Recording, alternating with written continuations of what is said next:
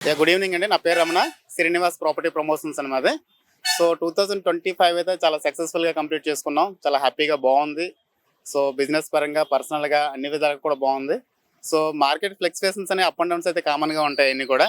So little bit తప్ప మిగతా ఓవరాల్గా అయితే 25 అయితే సక్సెస్ఫుల్గా చాలా బాగుంది. సో ఐ హోప్ 26 కూడా చాలా బాగుంటుందని కోరుకుంటున్నాను. సో యూత్కి నేను ఇచ్చే అడ్వైస్ ఏంటంటే, so better to utilise every moment. ప్రతి మూమెంట్, ప్రతి క్షణాన్ని కూడా యూటిలైజ్ చేసుకోవాలి. Time is a precious valuable thing.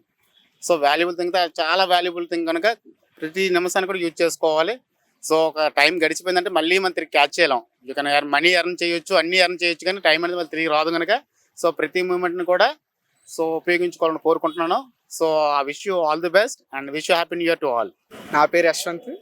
నేను ఫార్మాలో చేస్తున్నాను.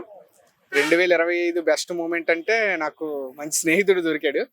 ఈ స్నేహాన్ని ఇలాగే 2026 ఇంకా ఎన్నో సంవత్సరాలు ఇలాగా కలిసి ఉండాలని నేను అనుకుంటున్నాను.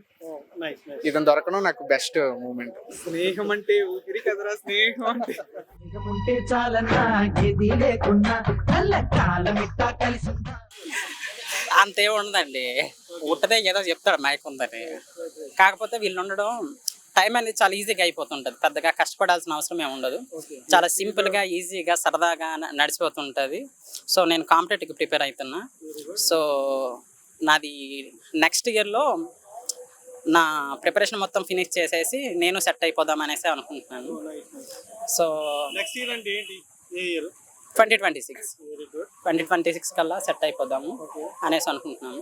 ఈ ఇయర్లో బెస్ట్ మూమెంట్స్ అంటే మా ప్రిపరేషన్ నడిచింది చాలా సింపుల్గా, ఈజీగా, పెద్ద కష్టం లేకుండా వీళ్ళతో నడిచిపోయింది.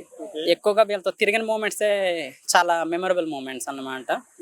సో నాలో ఉన్న ఇన్ఫీరియారిటీ కాంప్లెక్స్ అనేది సగం తీరిపోయింది. అంటే సొసైటీలో ఎలా ఉండాలి ఏంది అనేది. సో అంతే.